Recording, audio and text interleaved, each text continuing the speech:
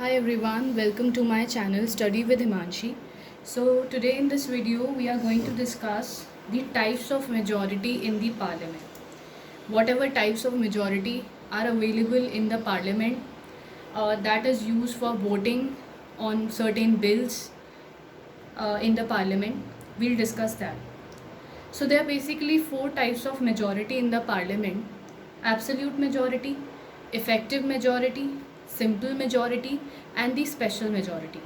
These are the four types of majority that are required in order to pass certain resolutions और certain bills. तो हर एक bill या हर एक resolution के लिए कुछ डिफरेंट पार्लियामेंट में मेजॉरिटी रिक्वायर्ड होती है.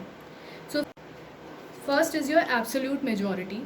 Absolute majority is the majority of more than 50% of the total strength of the house is required. ठीक है, एब्सोल्यूट मेजॉरिटी में क्या होता है कि जो total strength of the house है उसका मोर देन 50% होना चाहिए, इंक्लूडिंग दी वैकेंसीज. अगर वैकेंसी भी है हाउस में उनको भी इंक्लूड किया जाता है.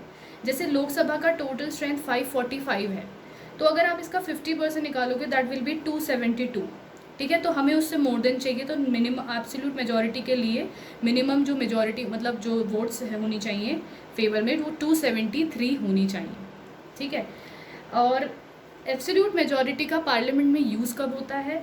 During the general elections. जो भी जनरल इलेक्शंस होते हैं उस दौरान. For the formation of government at the centre and the states. तो सेंटर और स्टेट्स में गवर्नमेंट फॉर्म करने के लिए absolute majority is required. Okay, so this is the most important use of absolute majority in the parliament. इसके बाद जो आती है that is your effective majority. Effective majority होती है majority of more than 50% of the effective strength of the house. Effective strength of the house मतलब क्या है कि total strength of the house में से आप vacancy माइनस कर देते हो तो effective strength मिलती है. अभी हम एग्जाम्पल के थ्रू यहाँ पे देखते हैं. जैसे राज्यसभा में टोटल स्ट्रेंथ है 245 बट वेकेंसीज है suppose 45. We are supposing this. ठीक है, तो 45 वैकेंसीज हैं. टोटल स्ट्रेंथ जो है राज्यसभा की वो 245 है. तो इफेक्टिव स्ट्रेंथ कितनी होगी? टोटल स्ट्रेंथ में से वैकेंसी माइनस कर दीजिए, 200 होगी. तो फिर इफेक्टिव मेजॉरिटी कितनी चाहिए आपको? 101. तो ये होती है इफेक्टिव मेजॉरिटी. अब इफेक्टिव मेजॉरिटी का यूज़ कहाँ पे होता है? For the removal of vice president in the Rajya Sabha. जब राज्यसभा में से वाइस प्रेसिडेंट को रिमूव करने के लिए इस इफेक्टिव मेजॉरिटी का यूज़ होता है. दूसरा होता है रिमूवल ऑफ स्पीकर या deputy speaker in the case of Lok Sabha and state legislative assembly. ठीक है, तो स्पीकर या डेप्यूटी स्पीकर को रिमूव करने के लिए लोकसभा में भी और जो आपका स्टेट लेजिस्लेटिव असेंबलीज हैं वहाँ पे भी इफेक्टिव मेजॉरिटी इज़ रिक्वायर्ड. ठीक है, फिर थर्ड टाइप की जो मेजॉरिटी है वो है आपकी सिंपल मेजॉरिटी. जो आपका पार्लियामेंट है या स्टेट लेजिस्लेटिव असेंबली है उनमें बहुत सारे केसेस में सिंपल मेजॉरिटी इज़ रिक्वायर्ड. काफ़ी इंपॉर्टेंट है ये. तो ये क्या होती है कि more than majority of more than 50% of the members present and voting. तो इसमें आपको मेजॉरिटी चाहिए होती है 50% से ज़्यादा की उन मेंबर्स की जो प्रेजेंट हैं उस टाइम पे हाउस में और वोट कर रहे हैं. ठीक है, तो मोस्ट फ्रिक्वेंटली यूज फॉर्म है ये मेजॉरिटी की पार्लियामेंट्री बिजनेस में. जब भी कॉन्स्टिट्यूशन, ये जो साइन है ये मैं कॉन्स्टिट्यूशन के लिए यूज़ करती हूँ. When constitution and laws do not specified type of majority किसी चीज़ के लिए नीडेड है तो सिंपल मेजॉरिटी आपकी यूज़ की जाती है. ठीक है, जहाँ पे भी कहीं पे भी कुछ मेंशन नहीं है कि कौन सी मेजॉरिटी इस केस में यूज़ होगी तो सिंपल मेजॉरिटी हम बाय डिफ़ॉल्ट यूज़ करते हैं पार्लियामेंट में वेरियस बिजनेसेस और लॉज वगैरह को पास करने के लिए. अब इसका एग्जांपल देखो कैसे. जैसे लोकसभा है उसकी टोटल स्ट्रेंथ है 545 और एब्सेंट हैं लोग 45 people are absent from the Lok Sabha. तो एब्सटेन्ड और जो लोग प्रेजेंट भी हैं पर उन्होंने वोट नहीं किया वो हैं 100 पीपल. ऐसे लोग जो उस टाइम हाउस में प्रेजेंट हैं जब वोटिंग हो रही है बट वो वोट नहीं कर रहे हैं, they are abstaining from voting. ठीक है, तो ओनली 400 मेंबर्स जो हैं वो प्रेजेंट और वोट कर रहे हैं. ठीक है, जो प्रेजेंट भी हैं और वोट भी कर रहे हैं तो उनकी मेजॉरिटी क्या होगी? Simple 201. So this is the simple majority. इसका यूज़ कहाँ कहाँ होता है? टू पास दी ऑर्डिनरी या मनी बिल्स या फाइनेंशियल बिल्स को पास करने के लिए, तो ये बहुत इंपॉर्टेंट है simple majority. To pass the no confidence motion, adjournment motion, censor motion, confidence motion, ये मोशंस को पास करने के लिए भी सिंपल मेजॉरिटी इज़ रिक्वायर्ड. और जो नेक्स्ट केस है वो है for removal of vice president in Lok Sabha ठीक है। तो अगर वाइस प्रेसिडेंट को लोकसभा से रिमूव करना है तो इसके लिए for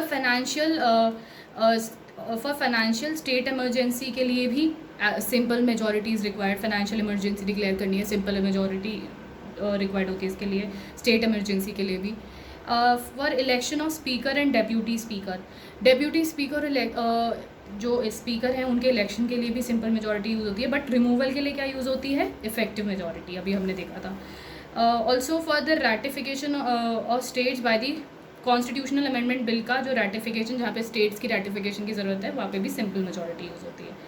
okay, now next is the and the last one is your special majority.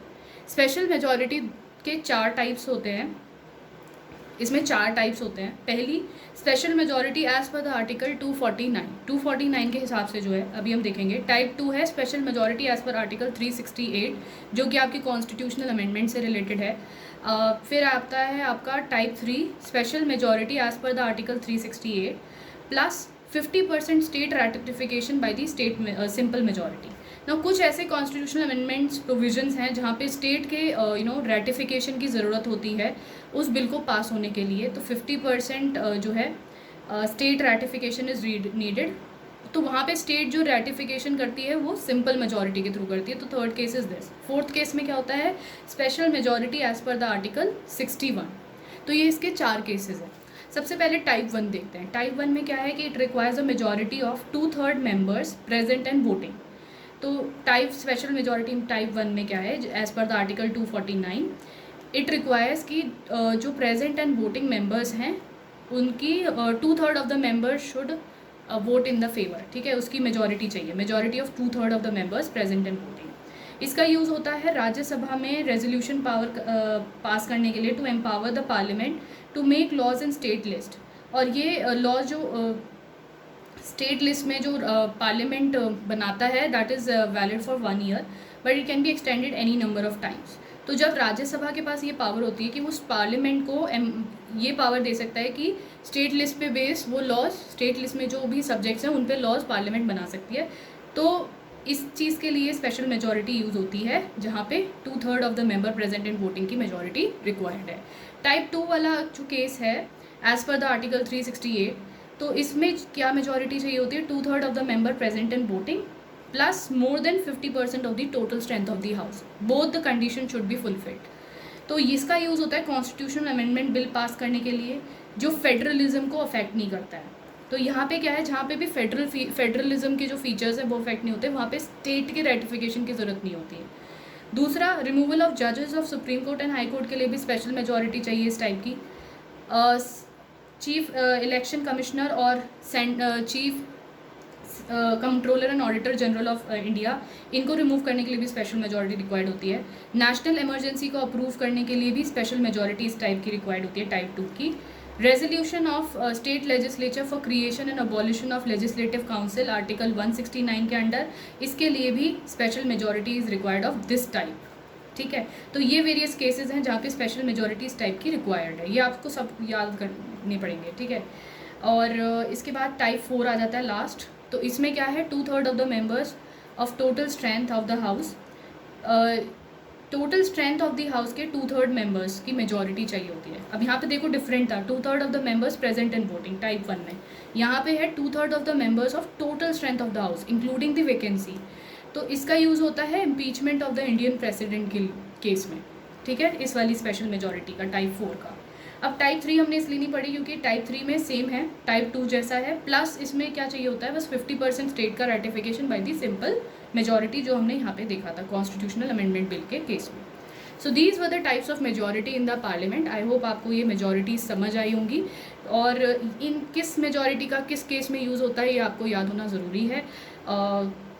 तो आप प्लीज़ इसको एक बार अच्छे से देखिए और आपको ये याद हो जाएगा 2-4 बार देखकर। आई होप आपको ये वीडियो अच्छी लगी होगी, and thank you and have a nice day.